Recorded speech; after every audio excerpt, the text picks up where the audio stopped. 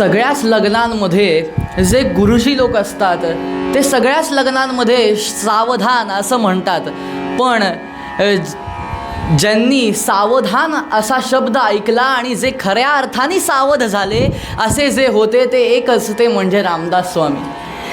ते रामदास स्वामी आज आपल्याला पूर्वपद म्हणून घेतलेल्या अभंगात काय म्हणतायत? राम गावा राम ध्यावा, राम जीवीचा विसावा. रामदास स्वामींनी अखंड भारत म्हणजे आ से तू हिमाचल असा जो भारत आहे तो भारत पदभ्रमण केला.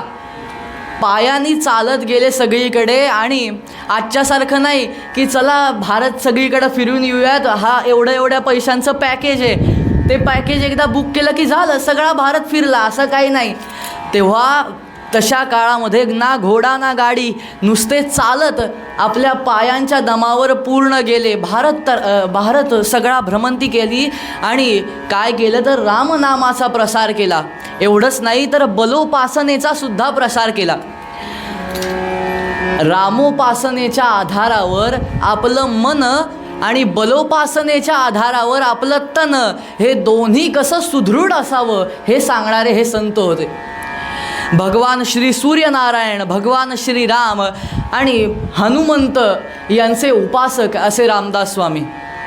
यांच्याविषयी कितीही बोलायला गेलं तरी आपली वाणी अपुरीच पडते. अशा रामदास स्वामींविषयी विठोबा अण्णा दप्तरदार म्हणतात, साम अकिंचन वरेण्योपि समर्थ पदवीं गतः दासोपि यः किल स्वामी ससाधु कोपि राजते. जे निर्धनांमध्ये असून सुद्धा श्रेष्ठ होते आणि त्यांनी कधीही आपल्याला समर्थ म्हणून न घेता जय जय रघुवीर समर्थ असं जे म्हटले ते हे रामदास स्वामी होते. असे रामदास स्वामी पूर्वपदामध्ये काय म्हणतायत? राम गावा राम ध्यावा. आपल्याला म्हणतायत राम गावा राम ध्यावा. रामाचं गायन करायचं आहे आपल्याला. काय करायचं आहे? रामाचं गायन करायचं आहे. कारण ह्या कलियुगामधचा जर विचार करायचं म्हटलं तर या कलियुगामध्ये जे भवतारक असं आहे ते साधन जे कोणतं आहे ते रामनाम आहे, नाम आहे. म्हणून काय म्हणतायत? राम गावा. शास्त्रामध्ये सुद्धा सांगून ठेवलेलं आहे प्रत्येक युगामध्ये काय महत्त्वाचं आहे, तर त्यानुसार कलियुगामध्ये रामनाम किंवा कुठलंही नाम हे महत्त्वाचं आहे. शास्त्र काय सांगतं? साम कृते तु ध्यानतसिद्धिस्त्रेतायां जपतो मह द्वापरे त्वर्चना सिद्धिर्नाम सिद्धिर्कलौ युगे. कृतयुगामध्ये शास्त्राने असं सांगितलं आहे की कृतयुगामध्ये ध्यान आणि सिद्धी मिळवणं, सिद्धी प्राप्त करणं हे तारून नेणारं होतं, हे तारून नेणारं साधन होतं. त्याच्यानंतर येतं त्रेतायुग. त्रेतायुगामध्ये काय महत्त्वाचं होतं तर जप, तप, यज्ञ, याग हे महत्त्वाचं होतं. आणि त्यानंतर येतं द्वापरयुग. आणि त्या द्वापरयुगामध्ये काय महत्त्वाचं आहे तर द्वापरयुगामध्ये शास्त्र काय सांगतं? द्वापरयुगामध्ये कुणाची सेवा शुश्रूषा करणं, पूजा करणं हे महत्त्वाचं आहे. आणि त्यानंतर येतं कलियुग. आणि तेव्हा शास्त्र म्हणतं नामसिद्धिर कलौ युगे. आता कोणास ठाऊक काय, देव तर त्रिकालज्ञानी, पण शास्त्राला कसं काय माहीत झालं की जसा जसा काळ बदलत चालला आहे तसं तसं माणसाची जी एकाग्र बुद्धी आहे, एकाग्रता आहे ती कमी होत चालली आहे. त्यामुळे काय केलं आहे शास्त्राने तर चालता बोलता जे काम आपण करू शकतो, चालता बोलता जे साधन आपण करू शकतो असं साधन कलियुगामध्ये दिलं आहे. काय तर ते साधन नाम आहे. आपल्या महाराजांनी सुद्धा जन्मभर फक्त 2च गोष्टी सांगितल्या. काय? नाम घ्या आणि दुसरी गोष्ट म्हणजे राम करता आहे ही भावना ठेवा. महाराजांनी कायम हेच सांगितलं. एकदा जेव्हा वाणीरूप महाराज होते तेव्हा त्यांना एका ठिकाणी भाषण करायला बोलवलं, एका कार्यक्रमात बोलवलं होतं. आणि तेव्हा काय झालं तर तो जो सूत्रसंचालक होता कार्यक्रमाचा, तो इतका बडबड्या की त्यांनी अर्धा पाऊण तास सुरुवातीचं भाषण त्यांनीच केलं सूत्रसंचालन म्हणून. आणि मग नंतर आता लोक म्हणायला लागली, अहो महाराजांना आणा, त्यांना बघायला आम्ही आलो आहे, त्यांचं शब्द कानावर आणायला आम्ही आलो आहे, तुम्हाला नाही. मग शेवटी त्या माणसांनी आपलं जे भाषण होतं, आपलं जे मनोगत होतं ते उरकतं घेतलं आणि महाराजांच्या हाती सूत्र दिली. महाराज आले, पण महाराज फक्त 2च शब्द बोलले, नाम घ्या. असं का झालं असेल? तर तो जो सूत्रसंचालक होता त्यांनी त्याचं भाषण संपवताना असं म्हणलं की आता महाराज त्यांचे 2 शब्द आपल्यासमोर व्यक्त करतील, म्हणून महाराजांनी फक्त 2च शब्द व्यक्त केले. काय? नाम घ्या. जे महत्त्वाचं आणि जेवढं पुरेसं होतं आणि जे सांगितलं महाराजांनी आयुष्यभर जन्मभर तेवढंच सांगितलं. काय? नाम घ्या. असे महाराज होते. महाराज त्यांच्या सर्वांना माहीतच असेल, नाम सदा बोलावे. ही जी आर्यांची मालिका आहे, 13 आर्यांची मालिका आहे, त्या 13 आर्यांपैकी पहिल्याच आर्येत महाराज आपल्याला म्हणतात, नाम सदा बोलावे, नाम सदा बोलावे, नाम सदा बोलावे, गावे भावे जनासी सांगावे, हाची सुबोध गुरूंचा, हाची सुबोध गुरूंचा, नामा परते न सत्य मानावे. राम राम राम हरे हरे राम राम राम राम रघुतम राम राम राम राम हरे हरे राम राम राम राम सीतापते राम राम. असं नाम महाराजांनी कायम घ्यायला लावलं. ते काय म्हणतायत? नाम सदा बोलावे. अहो काय करायचंय? तर नाम सदा बोलावे, कायम नाम घ्यायचंय. पुढे म्हणतायत, गावे भावे जनासी सांगावे. जे आपल्याला मूळ पदामध्ये रामदास स्वामी सांगतायत तेच महाराज इथं सांगतायत. काय? गावे. त्या नामाचं गायन करा. मला असं वाटतं महाराजांनी आणि रामदास स्वामींनी गावे असं का म्हटलं असावं? तर आपण जेव्हा गायन करतो तेव्हा देवाला सुद्धा सूर जो असतो तो खूप आवडतो, गायन खूप आवडतं देवाला. त्यामुळे देवाची सुद्धा आळवणूक होते. आणि दुसरी गोष्ट म्हणजे काय, तर आपण गायन करतोय म्हटल्यावर आपण मोठ्या आवाजात गायन करणार आणि त्यामुळे काय होणार, तर आपल्याच कानांनी ते जे नाम आहे, जे गुणगान आहे त्या प्रभूचं, ते ऐकलं जाणार. आणि एवढंच नाही तर आपल्या परिसरात आजूबाजूला जी लोक आहेत त्यांच्याकडनं सुद्धा त्याची श्रवण भक्ती होणार. म्हणून काय म्हणतात, गावे भावे जनासी सांगावे. जनाला सांगा. नुसतं ते नाम स्वतःपुरतंच मर्यादित नाही ठेवायचंय, तर काय करायचंय, तर लोकांना त्या नामाला ते नाम घ्यायला लावायचंय. मी नाम घेतो, तुम्ही सुद्धा माझ्यासोबत नाम घ्या. तर मग आपण सुद्धा घेऊयात, श्रीराम जय जय राम म्हणा. श्रीराम जय जय. असं ते नाम आपल्याला महाराजांनी कायम घ्यायला लावलं. पण आता असं असतं का की प्रत्येकालाच नामाबद्दलचं सगळं पटतं? तर असं नसतं. काही लोकांना कर्मकांड जी असतात, म्हणजे यज्ञ याग, हे जास्ती आवडतं. नामावर त्यांचा कमी विश्वास होता. अशी लोक खूप असतात. मग त्या महाराजांच्या काळात सुद्धा तशी लोक होती. आता महाराज जेव्हा काशीला जायचे तेव्हा तिथं त्यांचे एक मित्रच होते. ते शास्त्री बुवा होते. आता शास्त्री असल्यामुळे किंवा त्यांचा नामावर विश्वासच नव्हता. त्यांना नामावर विश्वास बसायचा नाही आणि जेव्हा नाम घ्यायची गोष्ट निघायची तेव्हा ते तिथून निघून जायचे. आता महाराजांचे मित्र असल्यामुळे महाराज त्यांना नाम घ्यायला लावायचेच. पण आता त्याबद्दल महाराजांमध्ये आणि त्यांच्यामध्ये वाद व्हायचे की ते म्हणायचे की नाम काही उपयोग नाही आहे, नामाचा काही उपयोग नसतो, त्यांनी काही फायदासुद्धा होत नाही, ते आपल्याला भवतारक नाही आहे. त्यापेक्षा तुम्ही काय करा, तर तुम्हीसुद्धा आता यज्ञ याग करायला सुरुवात करा, नाहीतरी तुम्ही साधू आहात किंवा तुम्ही तप करायला जावा. पण महाराज त्यांना दरवेळेस म्हणायचे, नाही, नाम जे आहे ना माझं ते सगळं भवतारक आहे, ते सगळ्यात श्रेष्ठ आहे, असं माझं ते नाम आहे. आता झालं एक दिवस असं की महाराज काशीच्या जेव्हा वास्तव्यात होते तेव्हा एक दिवस असं झालं की तो जो माणूस होता, ते जे शास्त्री बुवा होते, त्यांच्याबद्दल झालं असं की ते फिरायला गेले आपल्या पत्नीसोबत बाहेर आणि तिथे त्यांनी टरबूज खाल्लं. त्याच्यामुळे त्याच्या पत्नींचं काय झालं तर पोट बिघडलं आणि मग त्यांना त्रास व्हायला लागला, वेदना खूप जास्ती वाढायला लागल्या.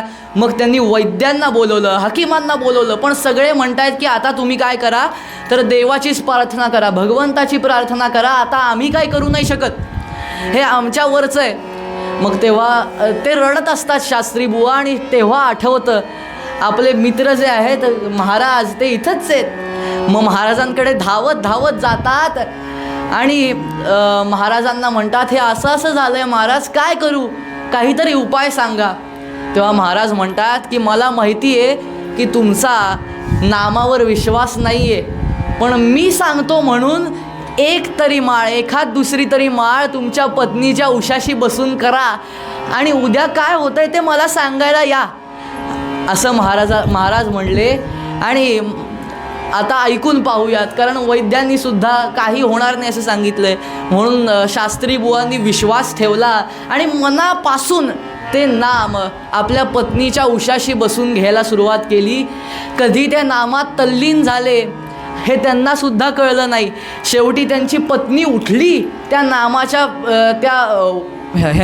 त्या नामाच्या प्रभावाने पत्नी उठली आणि तुम्हाला चहा हवा आहे का, चहा, सकाळ झाली, आता उठा ना. त्यांना वाटलं की आता हे झोपलेत किंवा हे काहीतरी वेगळं काहीतरी करतायत, काम करत असतील, पण हे नामामध्ये तल्लीन झालेले होते. आणि पत्नीचा तो आजारसुद्धा बरा झाला हे कळल्याबरोबर तसे धावत धावत महाराजांकडे आले आणि महाराजांना म्हणाले, महाराज तुम्ही जे आजवर म्हणत होता ना सगळं खरं होतं महाराज, मी बोलतो ते चुकीचं होतं. महाराज तुम्ही मला आज खोटं पाडलं, तुम्ही बोलला ते सगळं बरोबर होतं. मी आधीपासूनच जर नामावर विश्वास ठेवला असता तर अशी वेळच आली नसती. एक सुभाषितकार म्हणतात, साम जिव्हे ते पहिले दधी मधुम्या त्वा आदरे पाजिले, देहांती स्मरशील राम म्हणुनी अत्यादराने भले, ते तू विस्मरली म्हणूनीचा आता जन्मासी आलो पुन्हा, आता तुझ कडुनिंब पाजी तसे तू गाय नारायणा. काय गोड सुभाषित आहे. यामध्ये सुभाषितकार आपल्याला म्हणतात, काय म्हणतात की हे जिव्हे मी तुला आधी आदराने काय केलं तर तुला दही साखर पाजलं, दही मध पाजलं, गोड पदार्थ खाऊ घातले. कशासाठी केलं मी हे सगळं तर तू काय करावं तर तू नारायणाचं गायन करावं, नारायणाचं भजन करावं, पण तू विसरलीस आणि नेमका देहांत झाला. देहांती तू ते विसरलीस, त्यामुळे काय झालं तर पुन्हा जन्मासी आलोय गा, आता परत जन्म मिळाला, आता परत जन्माला आलोय. म्हणून आता काय कर, आता तुला मी कडुलिंबाचा रस पाजतोय. काय करतो, कडुलिंबाचा रस पाजतो तुला, पण आता तरी नारायणाचं भजन करायला सुरुवात कर, असं त्यामध्ये म्हणलेले. अहो, आपल्याला ज्या गोष्टीला पैसे पडतात की नाही ती गोष्ट करायला जरा जीवावर येतं. पण तुकोबाराय म्हणतायत की जर ते नाम फुकाच आहे, आपल्याला रामदास स्वामी सुद्धा वदनी कवळ घेतामध्ये सांगतात, नाम घेता फुकाचे. ते नाम जर फुकाचं आहे, फुकट आहे, त्याला काही मोल नाही आहे, म्हणजे खऱ्या अर्थात तर मोल खूप आहे, पण आपल्या आर्थिकरित्या काही मोल नाही आहे, असं ते नाम आहे. मग तुम्ही घ्यायला मागे पुढे का पाहता. तुकोबाराय म्हणतात, साम नाम घेता न लगे मोल, नाम घेता न लगे मोल, नाम घेता न लगे मोल, नाम मंत्र नाही खोल, नाम मंत्र नाही खोल, नाम घेता न लगे मोल, नाम घेता न लगे मोल.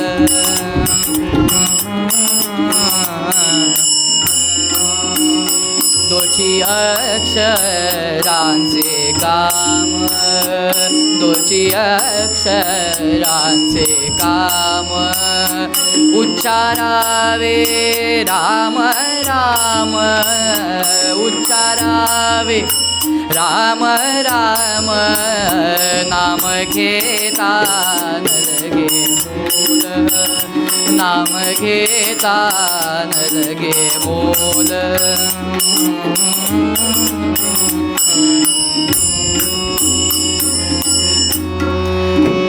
असं ते नाम आहे. तुकोबाराय काय म्हणतायत, ते नाम घ्यायला तुम्हाला मोल लागत नाहीये, तुम्हाला रुपया आणा ते नाम घेण्यासाठी द्यावं लागत नाहीये, तरी मग तुम्ही का नाम घेत नाही, असं तुकोबारायांना प्रश्न पडलाय.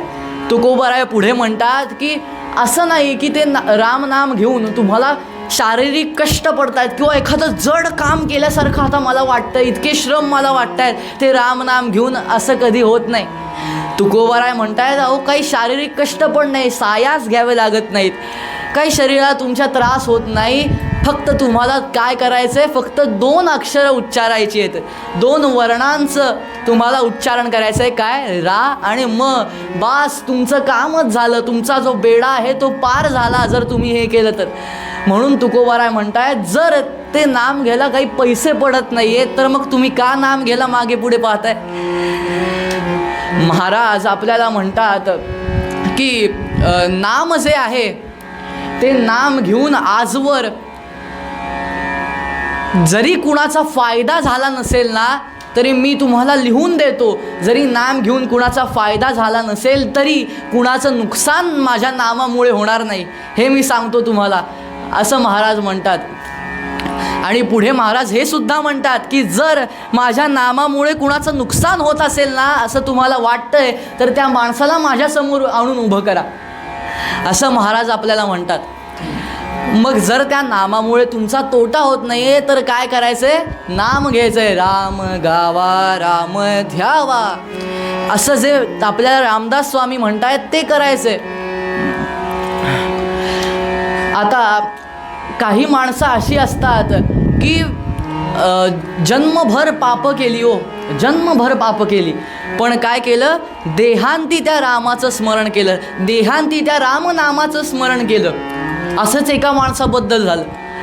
काय झालं तर जन्मभर त्या माणसाने पाप केली, जन्मभर पाप केली आणि देहांती फक्त आजोबांचे शब्द आठवले आणि त्यानुसार रामनाम घेतलं, फक्त श्रीराम असं देहांती म्हणाला आणि देह गेला त्याचा, त्याला मृत्यू पावला. आणि मग असं झालं आणि तो जेव्हा मृत्यू पावला तेव्हा आत्म्याला पकडून घेऊन जाण्यासाठी आले यमदूत आणि मग यमदूतांना पाहिलं आणि यमदूत त्याला पकडतायत. तो म्हणतोय अहो तुम्ही काय मला पकडताय, का बरं तू असं काय केलंस. अहो जन्मभर जरी मी पाप केलं तरी शेवटी मी एक पुण्यकर्म केलंय. काय केलंस, आम्हाला तर यमदेवांनी सांगितलं की उचला याला सरळ. अहो माझा मृत्यू होताना मी फक्त एकदा त्या रामाचं नाम घेतलं, त्याचा फायदा मला मिळाला पाहिजे का नाही. आता यमदूत विचारात पडले, त्यांना काही माहीत नाही ना याच्या बाबतचं. मग ते म्हणले बर मग आता काय करू, आम्ही तुला घेतो आणि आपण यमदेवांकडे जाऊयात, नरकात तुला सरळ नेत नाही, यमदेवांकडे जाऊयात. म्हणून यमदेवांकडे गेले तर यमदेव म्हणतायत सगळं सांगितल्यानंतर माझं काय काम फक्त उचलायचं आहे, मला बाकी काही माहीत नाही बघ. त्यामुळे आता काय करा तर आपण सगळे जाऊयात ब्रह्मदेवांकडे जाऊयात. म्हणून ब्रह्मदेवांकडे निघाले, ब्रह्मदेवांकडे पोहोचले. ब्रह्मदेव म्हणतायत मी तर निर्माता या चित्रपटाचा सगळ्या, त्यामुळे मला बाकी काही माहीत नाही बघा.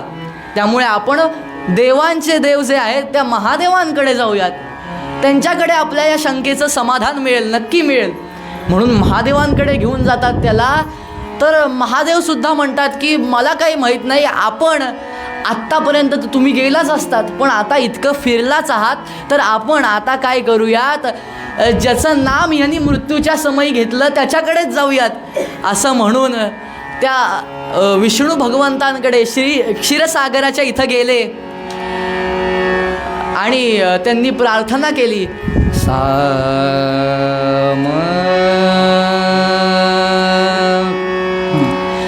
म्हणायला लागले, भगवंता या एक शंका आहे. साम शांताकारं भुजगशयनं पद्मनाभं सुरेशं विश्वाधारं गगनसदृशं मेघवर्णं शुभांगं लक्ष्मीकान्तं कमलनयनं योगिभिर्ध्यानगम्यं वंदे विष्णु भवभयहरं सर्वलोकैकनाथं. मग भगवंत त्या क्षीरसागरातून वर आले. त्या नागावर योग निद्रेमध्ये भगवंत होते. चरणांपाशी माता लक्ष्मी चरण दाबतायत आणि बसल्यात तिथे. तर हळूच भगवंतांनी आपले डोळे उघडले आणि एक दृष्टिक्षेप टाकला सर्वांवर. आपण सर्व आज इथे कसे काय, आणि हा माणूस हा कशाला इथं आलाय, असं विचारल्यानंतर तो माणूस ताडकन पुढे झाला आणि म्हणला, आत्तापर्यंत तुम्ही सर्वांनी मला इतकं फिरवलं, अहो मला सांगा की मला फायदा काय मिळणार आहे. मी मृत्यूसमयी तुमचं नाम घेतलं, मला त्याचा फायदा मिळालाच पाहिजे. अरे मिळाला की मग फायदा, अजून काय फायदा पाहिजे. काय फायदा मिळाला मला तर काही फायदा मिळाला ते समजलं सुद्धा नाही. अरे वेड्या, तुला तुझा फायदा मिळालाय, कधीच मिळालाय, तुला समजत नाहीये. नीट विचार कर, नीट आठव. मग आठवायला लागतो, काय झालं, मला काही आठवत नाही, तुम्हीच सांगा आता, तुम्हाला माहिती असं दिसतंय. आणि मग भगवंत म्हणतात की बरं, आता तुला सगळं सुरुवातीपासून समजावून सांगतो. बघ, तू जन्मभर पाप केलीस, पण शेवटी तू रामाचं नाम घेतलंस, बरोबर हो. त्याचा फायदा मला अजून मिळाला नाही आहे, तो घेणार आहे मी तुमच्याकडनं मिळवून. अरे मिळालाय तुला फायदा. काय मिळालाय, तर तुला यमदूत सरळ नरकामध्ये नेणार होते, पण त्यांनी काय केलं, तर नरकामधून तुला यमदेवांकडे आणलं, त्यांचं दर्शन तुला झालं. त्यानंतर यमदेव तुला भगवान ब्रह्मदेवांकडे घेऊन आले, त्यांचं दर्शन तुला झालं. त्यानंतर भगवान ब्रह्मदेव तुला महादेवांकडे घेऊन आले, त्यांचं दर्शन तुला झालं. आणि त्यानंतर भगवान महादेव तुला माझ्याकडे घेऊन आले, माझं दर्शन तुला झालं.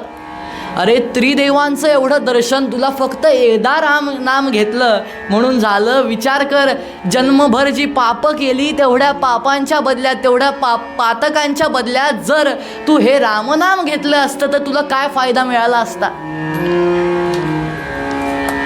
तो माणूस गप्प बसला, कारण त्याला माहीत होतं, त्याला समजलं आता की काय फायदा मिळाला ते. हाच रामनामाचा त्या फायदा आहे. म्हणून तर आपल्याला म्हणता येतं, राम गावा राम ध्यावा, राम जीवीचा विसावा. रामाचं गायन आपल्याला करायला लावता येतं. हो, एखाद्या गावामध्ये जर तुम्ही गेलात तर मग गावामध्ये सकाळ सकाळी तिथल्या ज्या स्त्रिया असतात त्या आपल्या घराच्या बाहेर सडा सारवण करून घेतात, बरोबर. आता आपल्या इथं तर ते करायचा प्रश्न नाही, कारण आपण सगळे फ्लॅट्स बंगले ह्याच्यामध्येच राहतो, त्यामुळे आपल्या इथं तसं करायचा प्रश्न नाही. पण गावामध्ये समोर मोठं अंगण असतं, मग तिथे सारवण करतात स्त्रिया. आणि ते सारवण करताना काय म्हणतात, सारविता सारवण राम नामे सार, सारविता सारवण राम नामे सार. राम नामे झाला बाई गोड हा संसार, राम नामे झाला बाई गोड हा संसार. सारविता सारवण राम नामे सार. सार बाई बाई राम नाम सार बाई राम नाम सार. तर असं ते रामनाम घेत काम करतात. मग तेच आपल्याला करायचंय. इथं कलियुगाला रामनाम का दिले, नाम का दिलंय, तर आपल्याला आपली बाकीची कामं करताना सुद्धा ते नाम घेता यावं असं आहे ते नाम. यज्ञयाग तुम्ही तुमची बाकीची कामं करताना करू नाही शकत. तुम्ही काय नाम कधीसुद्धा करू शकता, घेऊ शकता. आणि जर आपण काठिण्य पातळीचा विचार केला तर मग यज्ञयाग हे अवघडसुद्धा आहेत. आणि काही यज्ञ तर खूप अवघड असतात. त्यासाठी वर्षोनवर्ष बसून राहावं लागतं. ते तर आजकालच्या माणसाला जमणार नाही. म्हणून नाम घ्यायला लावलं आहे. तर ते आपण कामं करताना आनंद त्या नामाचा, रामनामाचा लुटत ते नाम घ्यायचं आहे. हो, जात्यावर पीठ दळताना सुद्धा ती जी लोकं असतात ती काय रामाबद्दलच्याच ओव्या गातात, रामाचंच गुणगान गातात. तेच आपल्याला आपली जी कामं आहेत बाकीची ती करताना तेच करायचे. महाराज म्हणतात की जरी तुम्ही काम करताना नाम घेऊ शकत नसाल तर त्यांच्यासाठी महाराजांनी एक सांगून ठेवलंय. काय तर तुम्ही काय करा, तर दिवसातले कमीत कमी तुम्हाला जेवढे जमतील तेवढे असे 3 तास, कधी जमतील असे 3 तास नाम घ्यायचे. मग ते तुम्ही सकाळी 1 तास घ्या, दुपारी 1 तास घ्या, संध्याकाळी 1 तास घ्या, झाले दिवसाचे 3 तास. असं 3 तास नाम घ्या. पण महाराज काय म्हणतायत, 3 तास दिवसातनं कमीत कमी नाम घ्यायचं, जास्तीत जास्त कायम असं नाम घ्यायचं. नाम सदा बोलावे, कायम घ्यायचं. हे आपल्याला करायचं आहे. कारण त्यासाठीच तर हा जन्म मिळाला आहे. आणि नाम घ्यायचं हे तर ठीक आहे, पण आता पूर्वपदात, मूळ पदात सुद्धा आपल्याला रामदास स्वामी सांगतायत की राम गावा. त्याच्यानंतर तो जो अभंग होता तुकोबरायांचा त्याच्यात पण सांगितलंय उच्चारावे राम राम. महाराज सुद्धा रामनामच घ्यायचे. मग आता इथं रामनाम घ्यायचं असं का आपल्याला हे सगळे संत सांगतायत, रामनामच का घ्यावं, तर साम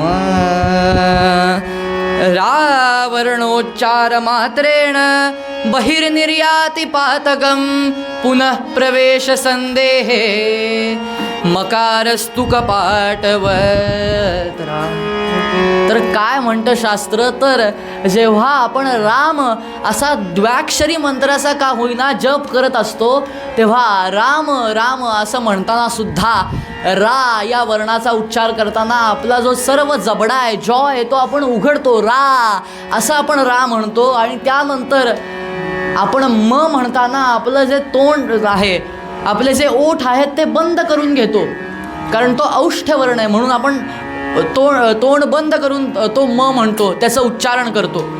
आता ह्या मागचं कारण काय, तर जेव्हा आपण रा या वर्णाचा उच्चार करतो तेव्हा आपल्या शरीरातली सर्व पातकं रा वर्णाचा उच्चार करतानाच बाहेर जाण्यासाठी आपण वाट करतो. म्हणून रा असं जबडा उघडतो आणि मग त्या मुखावाटे सर्व पातकं बाहेर जातात. आणि एकदा बाहेर गेलेली पातकं परत आत येऊ नयेत म्हणून आपण आपलं तोंड बंद करतो आणि म म्हणतो.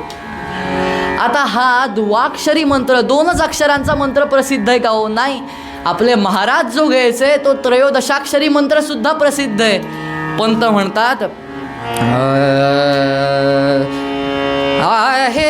आहेत मंत्र पुष्कळ, आहेत मंत्र पुष्कळ, काय करावे सुमंत्र ते राहो.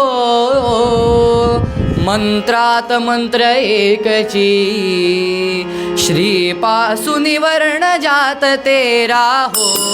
राम राम राम हरे हरे राम राम राम राम हरे हरे राम राम राम राम रघुतमा राम राम. मंत्र तर पुष्कळ आहेत. अहो प्रश्न पडतो कुठलं मंत्र आम्ही घ्यायचा, कोणत्या संतांचा अनुग्रह घ्यायचा. कारण भगवंताची नामच इतकी आहेत, नाव इतकी आहेत फक्त की मोजायला सुरुवात केली तर अख्खं आयुष्य जाईल पण नामं संपणार नाहीत, उरतील. एवढी अनंत नामं आहेत त्या भगवंताची. मग त्यातलं कुठलं नाम घ्यावं, कुठल्या मंत्राचा जप करावा, कुठला मंत्र श्रेष्ठ आहे. श्रेष्ठ म्हणजे कुठला मंत्र, सर्वच मंत्र श्रेष्ठ आहेत, पण कुठला मंत्र हा भवतारक सिद्ध मंत्र आहे असा जर प्रश्न कुणी मला विचारला तर मोरोपंत काय म्हणतायत, तर त्याचं उत्तर असेल श्रीपासून ज्या वर्णामध्ये 13 अक्षर असतात, श्री असून ज्या वर्णामध्ये 13 अक्षर असतात, 13 अक्षरी जो मंत्र आहे तो मंत्र भवतारक असा सिद्ध मंत्र आहे. तो मंत्र काय, श्रीराम जय जय राम असा तो मंत्र आहे. आणि त्या मंत्राचं आपल्याला नाम घ्यायचं आहे, तो मंत्र आपल्याला जपायचा आहे.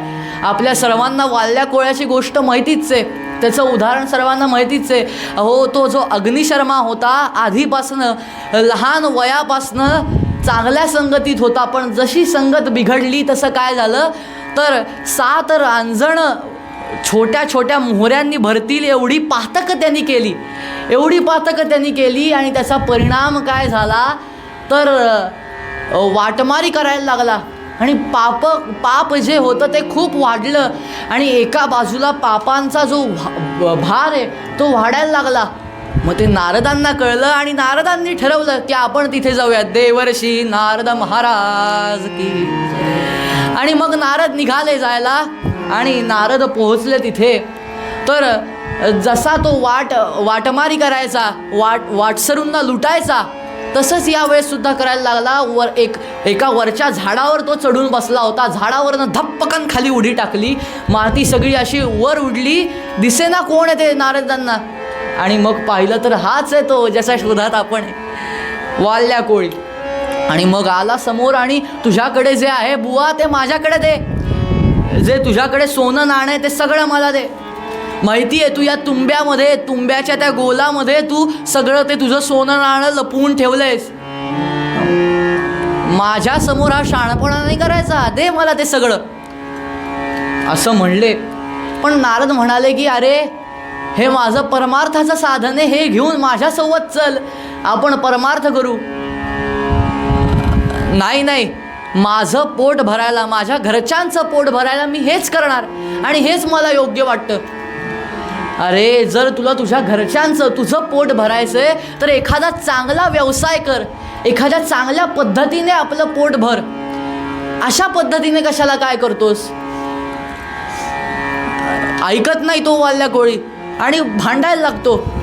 शेवटी नारद म्हणतात जर तुला असं वाटतंय की तू हे जे काही पाप करतोयस ते सगळं बरोबर आहे तर माझं ऐक आणि तुझ्या घरच्यांना जाऊन विचार की हे जेवढं तू पाप त्यांच्यासाठी करतोयस ना, मग ते तुझ्या पापाचा काही भार त्यांच्या डोक्यावर घ्यायला तयार आहेत का नाही, जा जाऊन विचार.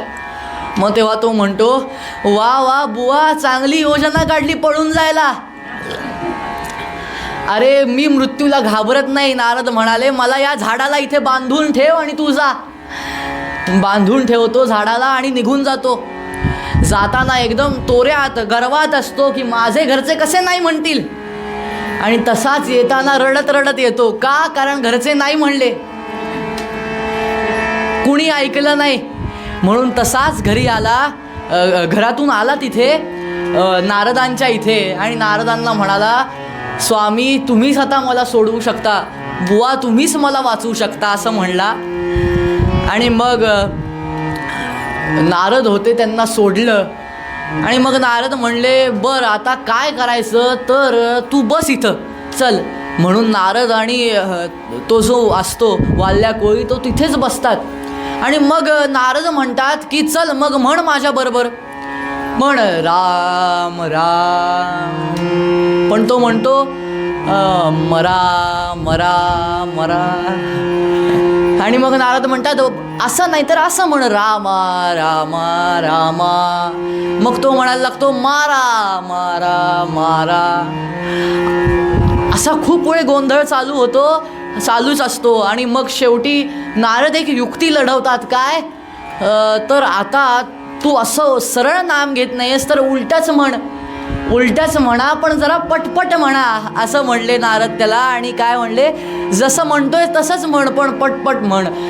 आणि मारा मारा मारा मारा अशा 2 मारांमधून एक रामा तयार व्हायला लागला. आणि त्यांनी जेव्हापासनं रामनाम घ्यायला सुरुवात केली तिथंच तो तल्लीन झाला. नारदांनी त्याच्या मस्तकावर हात ठेवला, मागे एक वृक्ष रोवला, काठी रोवली आणि तिकडून निघाले.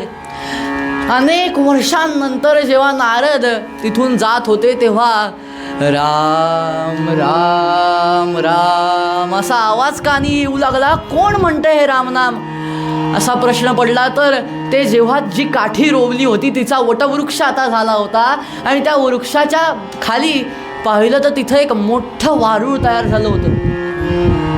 आणि मग नारदांनी जरा आठवलं तर त्यांना कळलं की हाच तो अग्निशर्मा, हाच तो वाल्याकोळी ज्याला आपण पाठवून गेलो होतो. अहो तुम्हाला सांगतो तेव्हा नारदांना पाठवलं कशासाठी, तर पापांचा भार तिकडं वाढला होता म्हणून. आणि आत्ता नारदांना पाठवलं कशासाठी, तर त्याच ठिकाणी पुण्याचा भार वाढला आहे म्हणून. हे रामनामाचं महत्त्व आहे. मग नारद तिथे गेले, आपल्या हातांनी ते वारुळाची जी माती होती ती बाजूला केली. आतमध्ये आता जवळजवळ सुदृढ शरीराचा एक आता हाडामासाचा जवळ एक सापळा झाल्यासारखा मनुष्य होता जो की रामनाम घेत होता. नारदांनी मस्तकावर हात ठेवला, तो उठला अग्निशर्मा आणि पाय धरले नारदांचे. आपल्या अश्रूंनी नारदांना पाद्यपूजा केली, नारदांचा अभिषेक झाला. तिथे नारदांना अभिषेक घातला. असं सगळं झालं. आणि मग नारद म्हणतायत या वाल्मिकातून तू बाहेर आलास म्हणून आजपासून तुझं नाव वाल्मिकी. आणि मग तेच वाल्मिकी पुढे जाऊन आदिकवी वाल्मिकी झाले. आणि भविष्य बदला शतकोटी चरित्र रघुनाथाचे. याप्रमाणे त्यांनी काय केलं तर भविष्यच वदलं, भविष्य सगळं म्हणलं. आणि ज्याप्रमाणे त्यांनी रामाची कथा लिहिली, रामायण लिहिलं, त्याप्रमाणे सगळं रामाच्या आयुष्यात झालं. ही रामनामाची हा रामनामाचा महिमा आहे. अहो आधी काय झालं तर आधी पाप वाढलं म्हणून जायला लागलं, पण नंतर पुण्य वाढलं म्हणून जायला लागलं. अहो 7 रांजणं मोहऱ्या भरतील एवढं पाप केलं होतं त्या माणसाने. ते कसं काय नष्ट झालं तर ते या रामनामामुळे, रामाच्या नामामुळेच हे सगळं शक्य झालं. आपल्या सर्वांना हनुमंताचं उदाहरण द्यायचं म्हणलं तर हनुमंतांचं उदाहरण सर्वांना माहितीच आहे. अहो ज्या गोष्टीमध्ये राम नाही ती गोष्ट हनुमंतांना प्रिय नसायची. ज्या गोष्टीत राम नाही त्या गोष्टीचा मला काय उपयोग. आणि हे आपल्याला कळतं कशावरून तर काय होतं असं की सीता मैयाला घेऊन जेव्हा रामराय पुन्हा परत येतात तेव्हा तिथे ते सर्वांना भेटवस्तू देत असतात. ज्यांनी त्यांना मदत केली सर्वांना भेटवस्तू देत असतात. पण हनुमंतांना ते काही भेटवस्तू देत नाहीत. ते सीतामाईंना कळतं आणि मग त्या म्हणतात की मी तुला भेटवस्तू देते म्हणून आपला कंठा काढून त्यांना देतात. आणि मग हनुमंत त्याला पाहतात, असं इथं आहे का, सगळ्या 4 बाजूनी पाहतात, इथं आहे का, इथं आहे का, इथं आहे का, पण कुठे काही दिसत नाही, रामनाम तर दिसत नाही. आणि मग आपल्या हातामध्ये एक एक मणी असा फोडतात आणि खाली जमिनीवर फेकून देतात.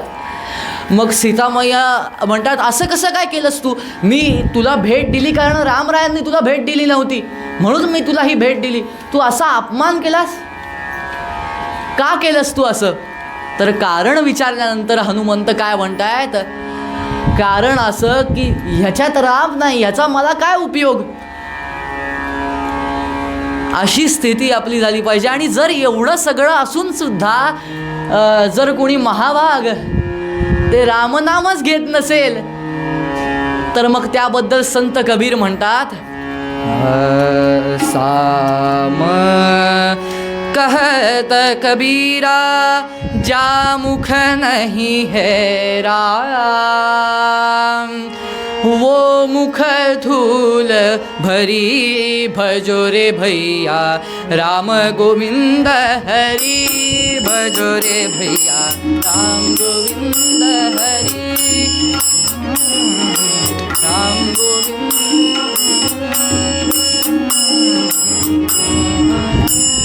हरी. तर असं झालं पाहिजे असं कबीर म्हणतायत. काय म्हणतायत की एवढं सगळं असून ज्या मुखामध्ये रामनाम नाही त्या मुखामध्ये धूळ भरली जाऊ, त्या मुखाचा काही उपयोग नाही ज्याच्यात राम नाही. सूत्र श्लोककार सुद्धा काय म्हणतायत, साम भर्जनम भवबीजानाम अर्जनम सुखसंपदाम तर्जनम यमदूतानाम राम रामेति गर्जनम. सूत्र श्लोककार आपल्याला म्हणतात की बुधकौशिक मुनी आपल्याला म्हणतात की या रामनामामुळे काय होतं तर जे यमदूत असतात त्यांचे पाय कापायला लागतात. तर्जनम यमदूतानाम. त्यानंतर सुखसंपदा मिळवणं, अर्जनम सुखसंपदा. त्यानंतर भर्जनम भवबीजानाम. भवबीज भाजलं जाणं हे कशामुळे होतं आहे तर ते त्या रामनामामुळे होतं आहे. त्या रामनामाच्या गर्जनेमुळे हे होतं आहे. आणि हेच सांगताना मध्यंतरामध्ये आपल्याला रामदास स्वामी म्हणतात,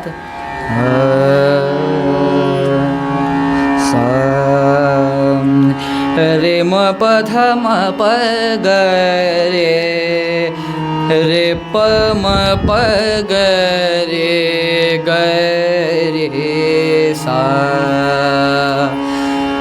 राम गावा राम ध्यावा राम गावा राम ध्यावा.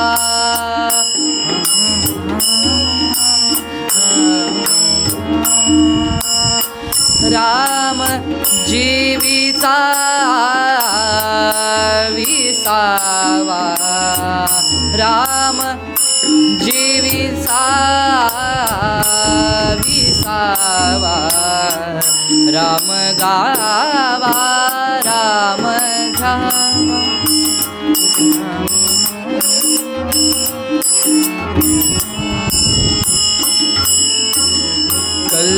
कल्याणासे जे कल्याण कल्याणासे जे कल्याण रघुरायाचे गुणगान रघुरायाचे गुणगान.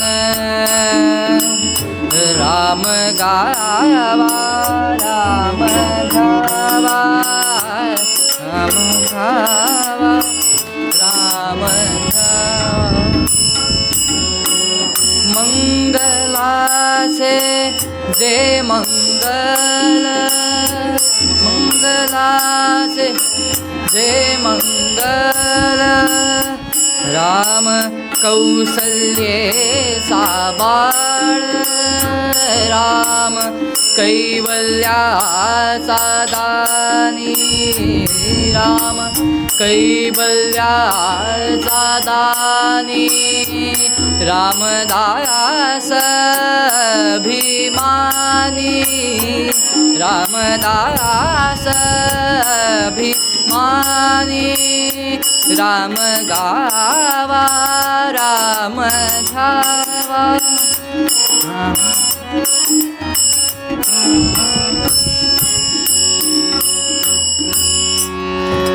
त्या भगवंताचं आपण काही काळ म्हणून रामनाम स्मरण करू, त्या नारायणाचं भजन करू.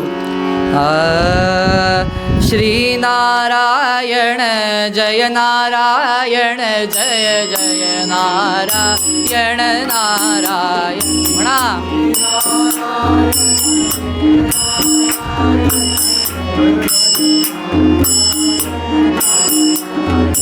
श्री नारायण जय नारायण जय जय नारायण नारायण.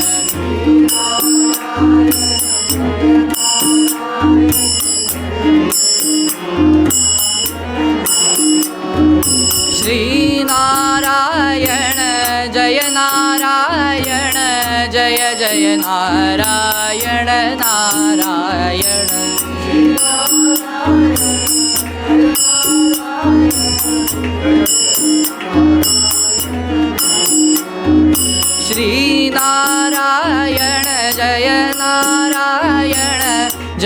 जय नारायण नारायण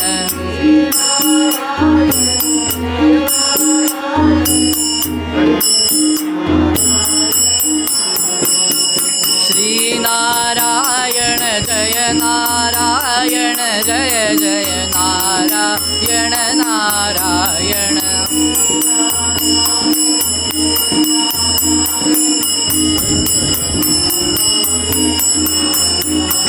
श्री नारायण जय नारायण जय जय नारायण नारायण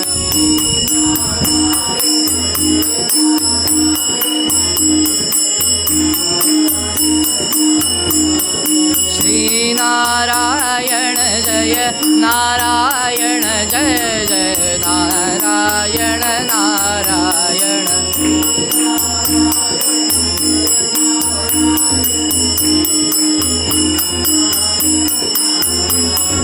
श्री नारायण जय नारायण जय जय नारायण नारायण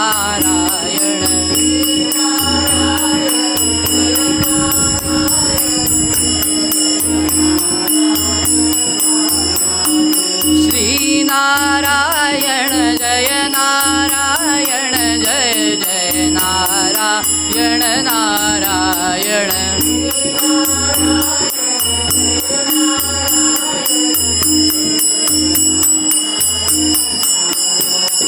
श्री नारायण जय नारायण जय जय नारायण नारायण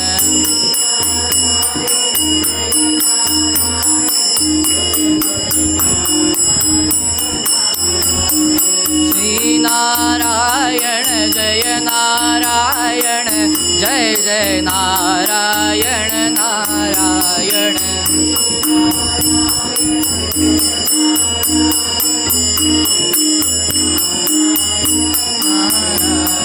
श्री नारायण जय नारायण जय जय नारायण म्हणा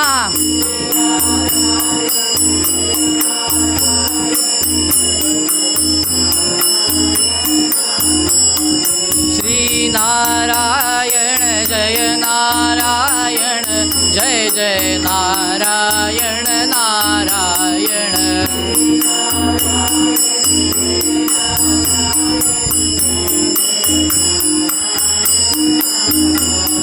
श्री नारायण जय नारायण जय जय नारायण नारायण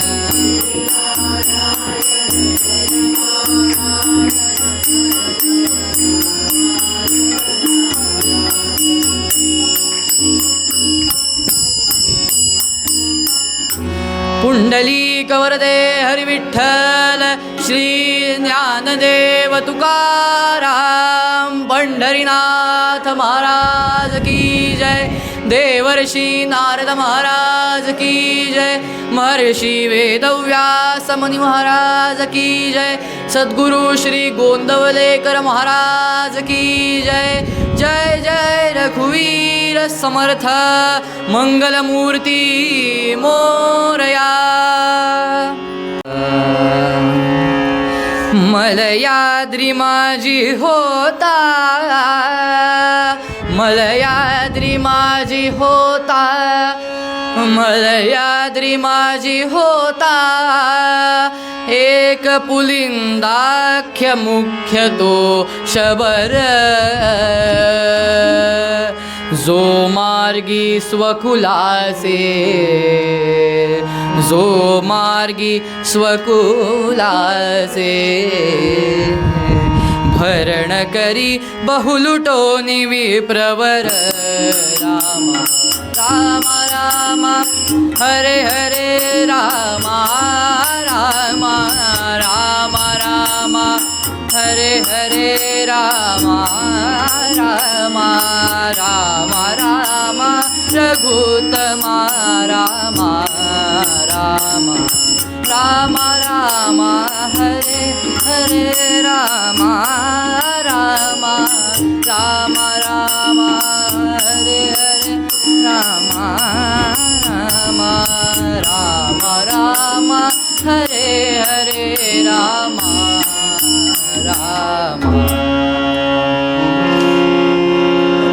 मलय पर्वताच्या ठिकाणी निसर्गाच्या सान्निध्यामध्ये,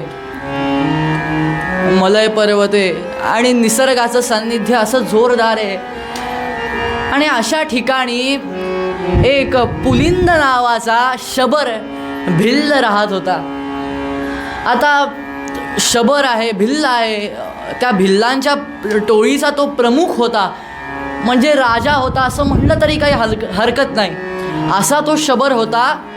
आणि तो काय करायचा, तो पुलिंद काय करायचा तर तो पण त्या वाल्या कोळ्यासारखीच वाटमारी करून आपलं पोट भरायचा. तो आणि त्याची माणसं जरी दुष्ट असली तरी या सगळ्यांच्या दुष्टांमध्ये त्या पुलिंदाची जी मुलगी होती शबरी, ती शबरी जी होती ती भांगेत तुळस असल्यासारखी होती, अशी ती शबरी होती.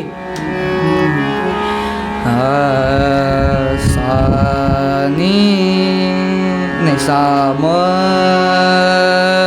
कन्या त्याची शबरी नामक खेळतसे लढीवाळ, कन्या त्याची शबरी नामक खेळतसे लढीवाळ. शांत सुशीला वागुनी गेही, शांत सुशीला वागुनी गेही, या परिकंठी काळ बुध हो परिसाचरिताला माना स्वमनी सुख माला.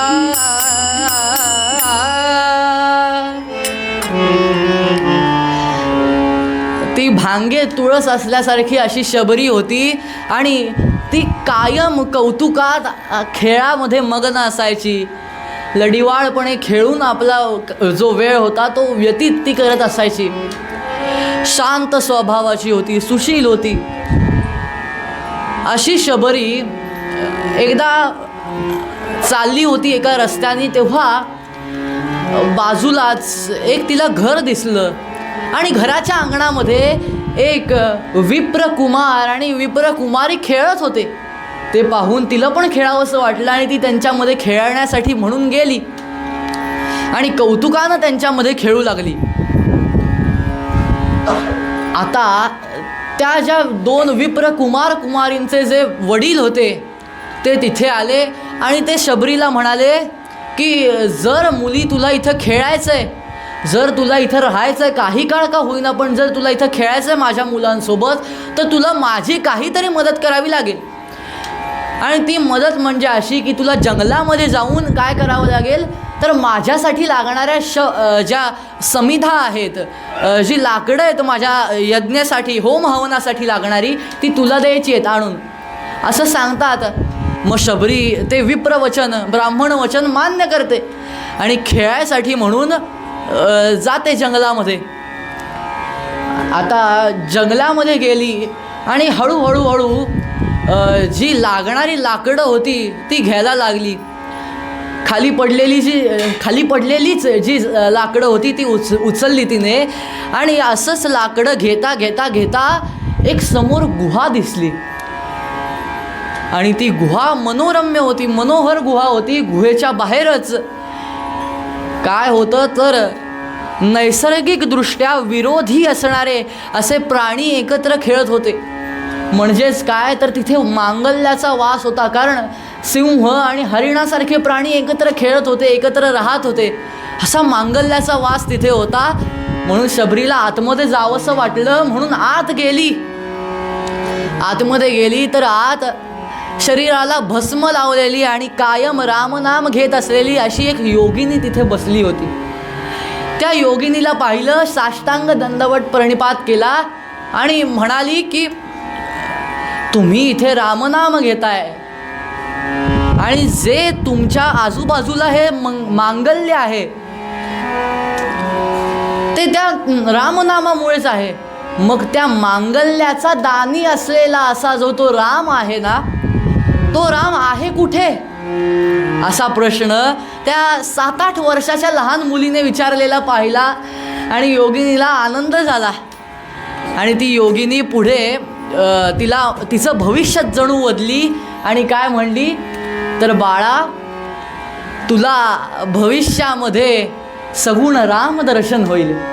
काय म्हणली? सगुण रामदर्शन होईल नक्की, संत संगती आणि तुझ्या सद्गुरूंच्या जोरावर तुला सगुण रामदर्शन होईल. ते ऐकलं आणि शबरी नाचत नाचत तिथे गेली. त्या विप्राला त्या सगळ्या समिधा दिल्या आणि तिथून घरी आली तर घरचं वातावरण जरा वेगळंच वाटत होतं.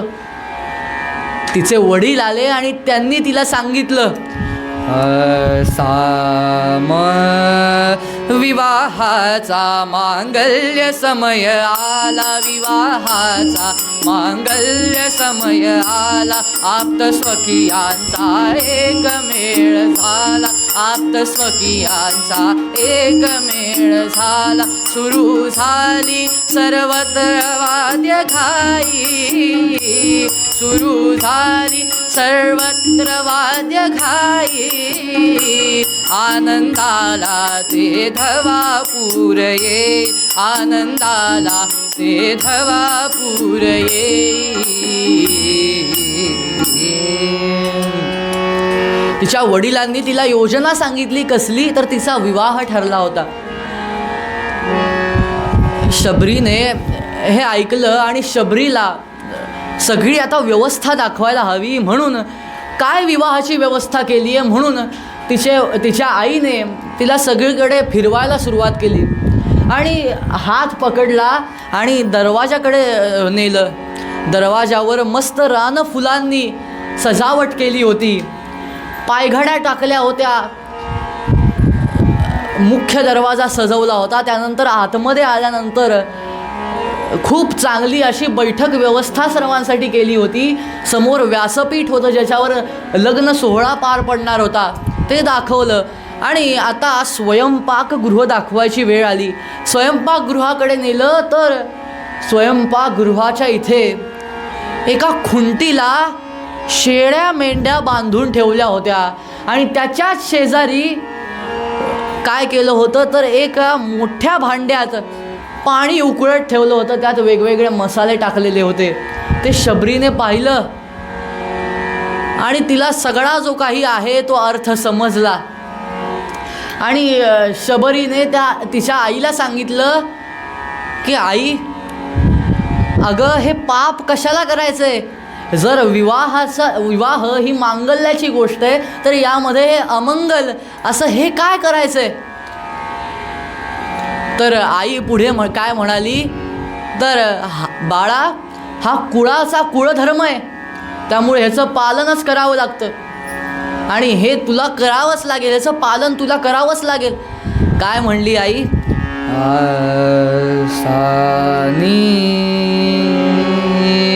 कुळधर्म हा कुळाचा,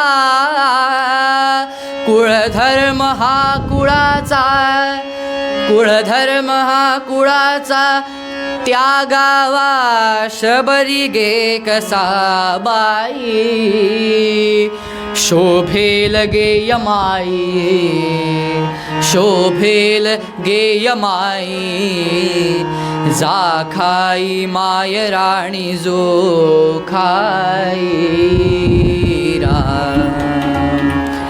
तर आईने काय सांगितलं तर हा कुळाचा कुळधर्म आहे, ह्याचं पालन करावंच लागेल आणि जर असं केलं नाही तर जाखाई, जोखाई, यमाई हे जे आपले देव आहेत त्यांचा कोप होईल. ते ऐकलं आणि शबरीच्या मनामध्ये तो विचार चालूच होता की हे चुकीचं आहे, हे खूप चुकीचं आहे असा विचार ती करतीये आणि काय उपाय मिळेल याच्यावर आपल्याला. आणि हा विचार चालू आहे. अजून एक विचार डोक्यामध्ये आहे ते म्हणजे ते रामनाम, ते आणि ती योगिनीचे शब्द, त्या योगिनीचे शब्द, सगुण रामदर्शन, संत संगती, सद्गुरु कृपा, हे सगळे विचार असे मनामध्ये घोळतायत तिच्या. काय करावं हे समजत नाहीये. पण थोड्याच वेळामध्ये तिला एक योजना आठवली. काय तर आपण इथनं पळून जाऊयात. आणि जशी रात्र झाली, सगळे झोपले होते. आईबाबांच्या मधोमध ती झोपलेली होती, पांघरूण अंगावर होतं. आणि जसे आई बाबा झोपले, घोरायला लागले बाबा, तिला समजलं की आता आपण जाऊ शकतो. म्हणून शरीरावरचं जे पांघरूण होतं ते बाजूला केलं आणि दबक्या पावलांनी बाहेर आली. आणि जशी राजवाड्याच्या बाहेर आली तशी चपला न घालता चपलेच्या वेगाने धावत सुटली. म्हणजेच पायातले जोडे न घालता एखाद्या विजेच्या वेगाने ती धावत सुटली. आणि तो मुखामध्ये ते रामनाम आहे. आणि असा तिने त्या राजभवनाचा त्याग केला. त्यागिले राजभवनाला वनाला, चालली वेगे विटे मन वैभवाला. त्या वनश्री देखुनी रंगे, भवाचा वीट तिज आला. आश्रमा चालली नीट, दंडकारण्य मोक्षाची दाखविल होनवी वाट. त्यागिले राजभवनाला वनाला, चालली वेगे विटे मन वैभवाला. त्या वनश्री देखुनी रंगे. आणि मग अशी धावत गेली.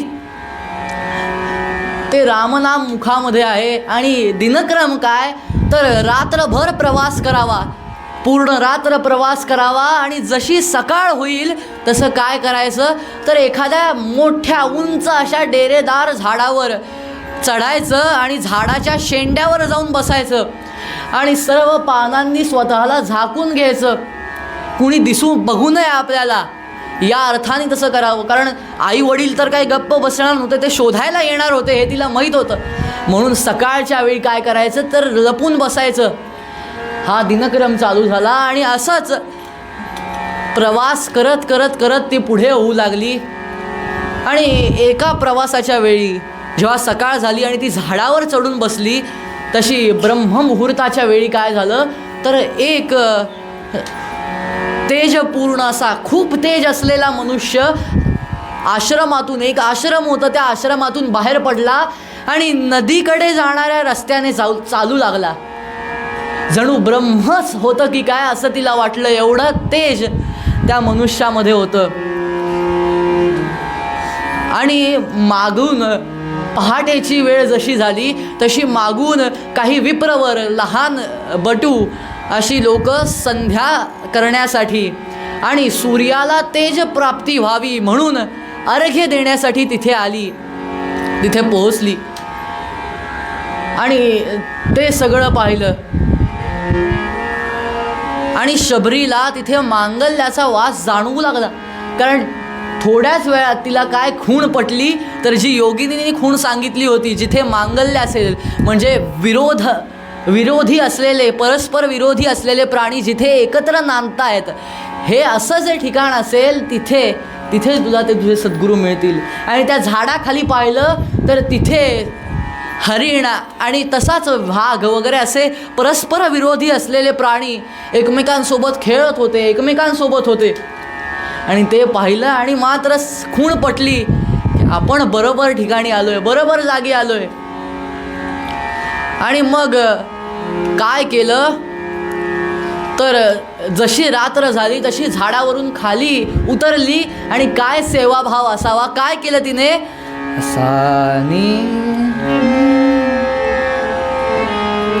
साम केश मोकळे सोडून त्या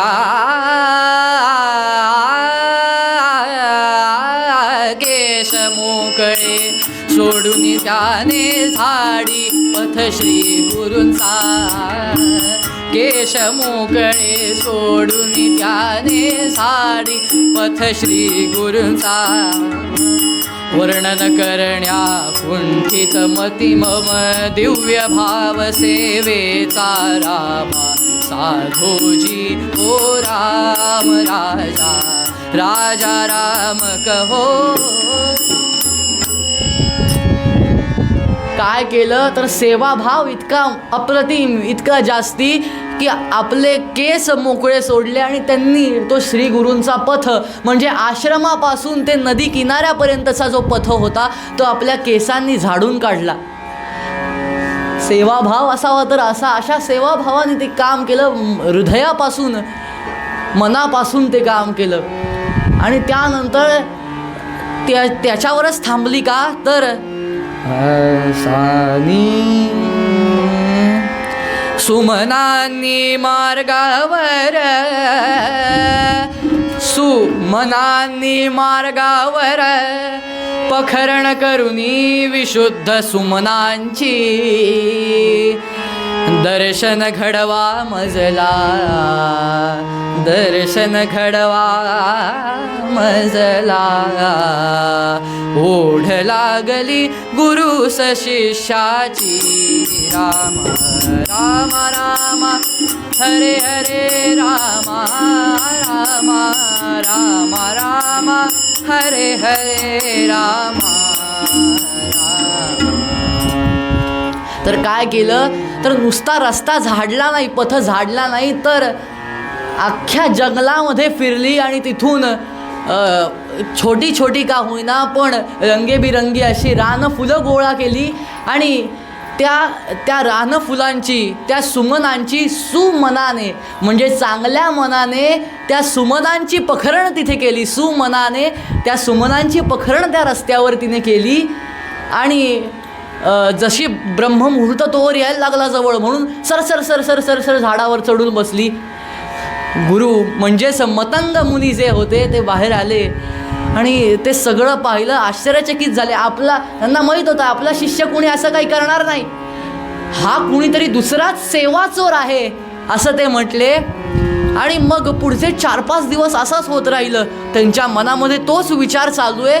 शेवटी शिष्यांना बोलवलं काही 5-6 आणि म्हटले की रात्रभर तुम्ही त्या रस्त्यावर जा आणि पहारा द्या. कुणी आलं लपून बसा आणि कुणी आलं तर त्याला पकडून माझ्यासमोर आणा. तो सेवाचोर कोण आहे ते आज मला कळलं पाहिजे. शबरी खाली उतरली तेव्हा ते जे सर्व शिष्य होते ते झाडाझुडपात लपलेले तसेच बाहेर आले आणि पकडलं शबरीला. आणि मग म्हणाले घाबरू नकोस, आम्ही तुला काही करणार नाही, पण आमच्या गुरूंनी तुला बोलवलंय, आमच्या गुरुजींनी तुला बोलवलंय, चल आमच्यासोबत. आणि मग घेऊन गेले आणि सद्गुरूंसमोर आले. शबरी घाबरत घाबरत जरा लांबच थांबली, कारण तो काळ जो होता तो अस्पृश्य मानणारा होता. त्यामुळे तिला माहीत होतं हे आपल्याला जवळ नाही करणार. पण तिने लांबूनच साष्टांग प्रणिपात केला आणि सद्गुरू म्हणाले साम मुनी शबरी समणे की बाळे या आश्रमात तू राही. काय म्हणले मुनी तर बाळा या आश्रमामध्ये तू राहा असं सांगितलं.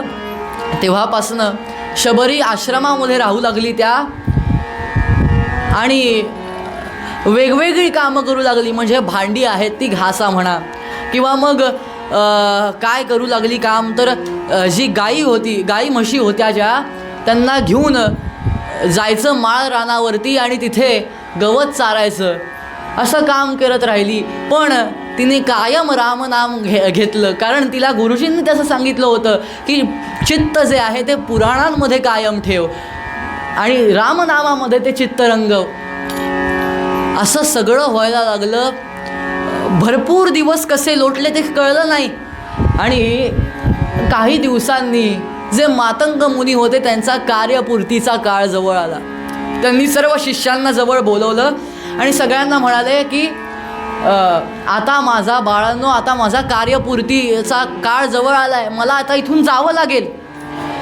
त्यामुळे आता मी तुम्हाला जे सांगतो ते प्रत्येकाने करा. आणि प्रत्येकाला एकट्याला बोलवून मतंग मुनी काय करायचं ते सांगू लागले. जशी शबरी समोर आली तसे मतंग मुनी म्हणाले साम मुनी शबरी समणे की बाळे शुद्धे या आश्रमात तू राही, उच्चिष्टे भक्षुनिया चित्तपुराणीच सर्वधा वाही राम. तर आधी ते काय म्हणले होते, तर आधी म्हणले होते मुनिशबरीस म्हणे की बाळे या आश्रमात तू राही, आणि आता म्हणले शुद्धे या आश्रमात तू राही. तू हे रामनाम घेऊन शुद्ध झाली आहेस, आता तू या आश्रमामध्ये राहा आणि इथे तुझा काळ चित्त जे आहे ते सर्व पुराणांमध्ये व्यतीत कर, रामनाम घेत राहा, त्या भगवंताचं भजन करत राहा असं सांगितलं. तेव्हा ते मुनींचे शब्द ऐकले आणि शबरीला रडू आलं आणि ती म्हणाली, साम संत दर्शनाने धन्य झाली काया, संत दर्शनाने धन्य झाली काया, आवरावी माया संसाराची, आवरावी माया संसाराची.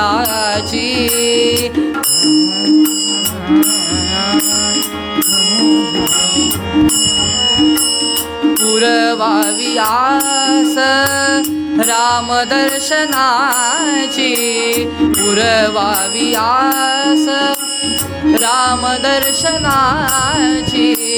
कृपा प्रसादाची वाट पाहे, संत दर्शनाने धन्य झाली काया, आवरावी माया संसाराची, आवरावी माया संसाराची.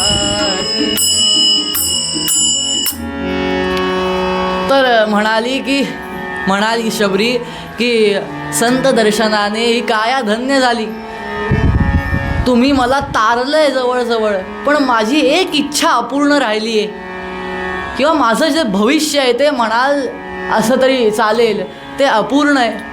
काय तर रामदर्शनाची जी आस आहे माझी ती तुम्ही पुरवा. तेव्हा मतंग मुनी म्हणाले, असाने मुनी शबरीस म्हणे की, मुनी शबरीस म्हणे की सेवा मूर्तीच तू मला गमसी, दर्शन देण्या येईल, दर्शन देण्या येईल, राम प्रभू चालुनी तुझ्या कुटीसी, राम राम हरे हरे राम राम राम राम सीतापते राम राम राम राम हरे हरे राम. तर शबरीला आशीर्वाद दिला आणि काय म्हणले, तर प्रसन्न झालोय मी तुझ्यावर, अगं माझ्या पण मनात हाच विचार येत होता, अगं तू माझी इतकी सेवा केलीस की तू मला सेवा मूर्ती म्हणून गमलंयस.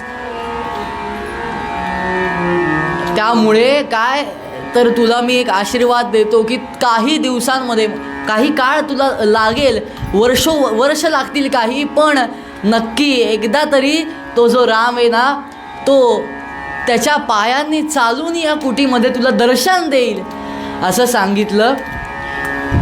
आणि मग शबरी खुश झाली, नमस्कार केला मातंग मुनींना आणि मातंग मुनी तिथून निघून गेले. आता शबरी एकटीच त्या आश्रमामध्ये होती.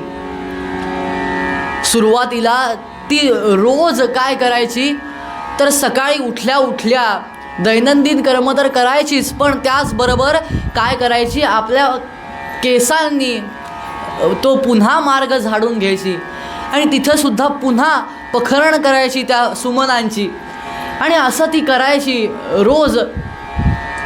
पण शेवटी तिला एक मनात विचार आला की जर मी अन्नाचं सेवन करत असले, मी भोजन करत असले आणि तेवढ्यात जर प्रभू श्रीरामचंद्र आले आणि त्यांनी मला भोजन करताना असं पाहिलं तर मग काय? म्हणून तिने अन्नाचा त्याग करून टाकला. आता विचार करते की मी जर पाणी पित असेन आणि रामचंद्र आले तर काय? म्हणून पाण्याचा त्याग करून टाकला. आणि काही दिवसांनी मी जर झोपले असेन, मी निद्राधीन असेल आणि रामचंद्र आले तर काय? म्हणून निद्रेचा सुद्धा त्याग करून टाकला. बरोबर तर कुणी नव्हतंच, त्यामुळे आपले जे आनंद दुःख असायची ते सगळं कुणासोबत सांगायची तर ती जी झाडे असायची, झाडं, वेली, फळं, फुलं, ह्यांना तो आनंद दुःख सगळं सांगायची आणि काळ व्यतीत करत होती. रोज सकाळी उठावं, रस्ता सगळा झाडून घ्यावा, पथ झाडून घ्यावा, त्यानंतर एक आसन तयार करावं, त्याच्यावर मखमली असं वस्त्र टाकावं, त्यानंतर एक अजून आसन तयार करावं. एका बाजूला काय करावं तर सगळ्या रानामध्ये जावं आणि जेवढी गोड फळं असतील तेवढीच आपल्या शुद्ध दातांनी चाखून तिथं आणून ठेवावी.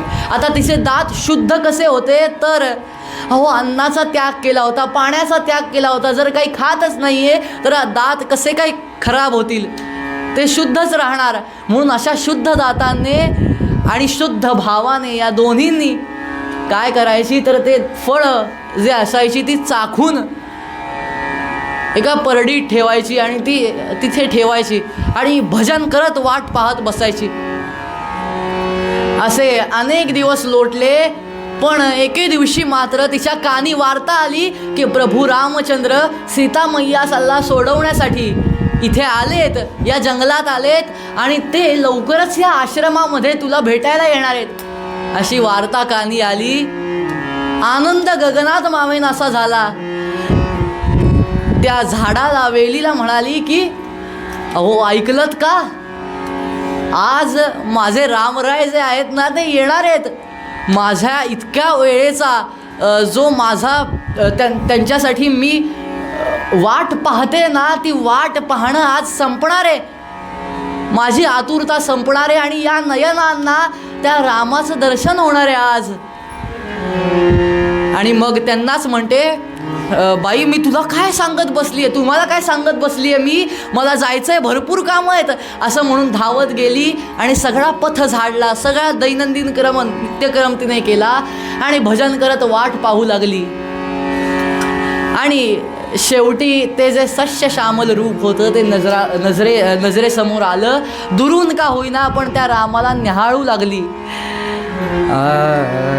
साम भक्तवत्सल प्रभु राम नयनी आला, भक्तवत्सल प्रभु राम नयनी आला, जीव भेटे जणू आज चिदाज्ञाला, जीव भेटे जणू आज चिदाज्ञाला.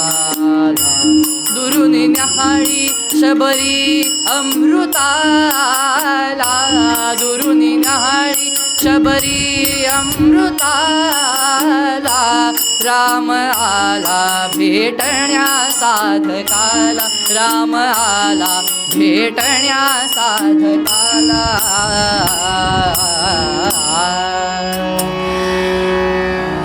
रामराय समोर आले, त्यांची पाद्यपूजा केली आणि आरती केली रामरायांची. त्यानंतर रामरायांना शबरी म्हणाली की राघवा तू खूप भुकेला दिसतोयस रे, भूक लागलेली दिसते तुला खूप.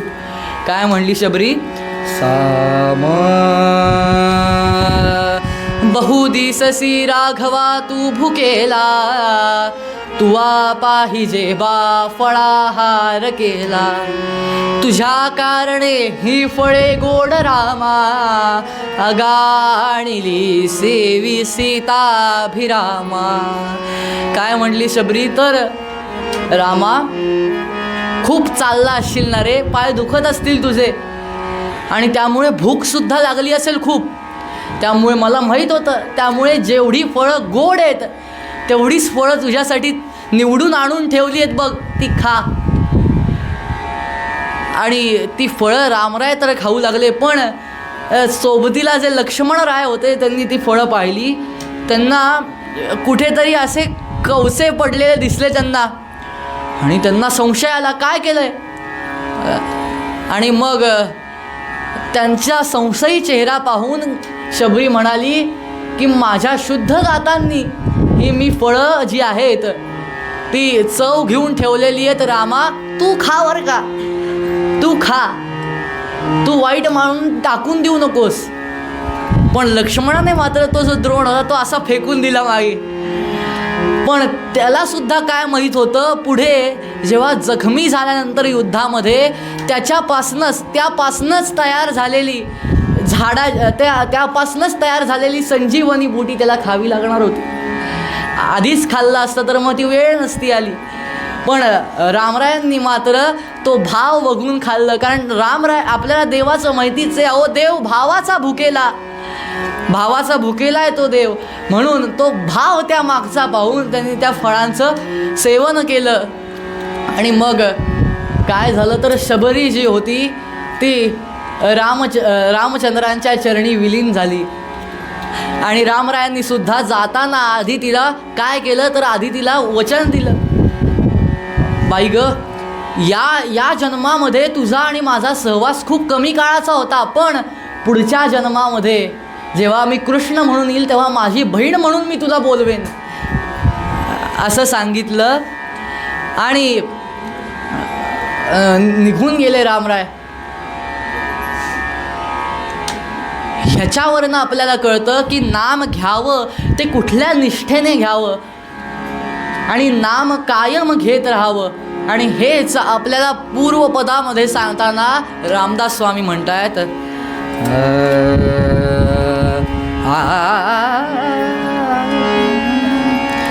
राम गावा राम ध्यावा, राम गावा राम ध्यावा, राम गावा राम ध्यावा, राम जीविता विसावा, राम जीविता विसावा, राम गावा राम ध्यावा, राम गावा राम ध्यावा, राम कैवल्याचा दानी, राम कैवल्याचा दानी, रामदास अभिमानी, रामदास अभिमानी, राम गावा राम ध्यावा,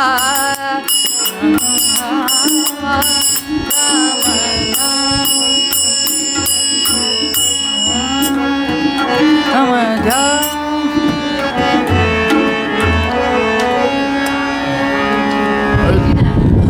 तुम्ही ही कीर्तन सेवा मला इथं दिली त्याबद्दल आभार तुमचे, आणि महाराजांचे सुद्धा आभार. कीर्तन चांगलं पार पडलं म्हणून. जे मागणं मोठमोठ्या संतांनी मागितलं तेच आता आपण मागूयात. हे चिदान देगा देवा तुझा विसरण भावा, गुण गाईन आवडी हेची माझी सर्व जोडी, न लगे मुक्ती धन संपदा संत संग देगा सदा, तुका म्हणे गर्भवासी सुखे घालावे आमासी, गुण गाईन आवडी हेची माझी सर्व जोडी, हेची माझी सर्व जोडी, हेची माझी सर्व जोडी, न लगे मुक्ती धन संपदा संत संग देगा सदा, तुका म्हणे गर्भवासी सुखे घालावे आमासी, सुखे घालावे.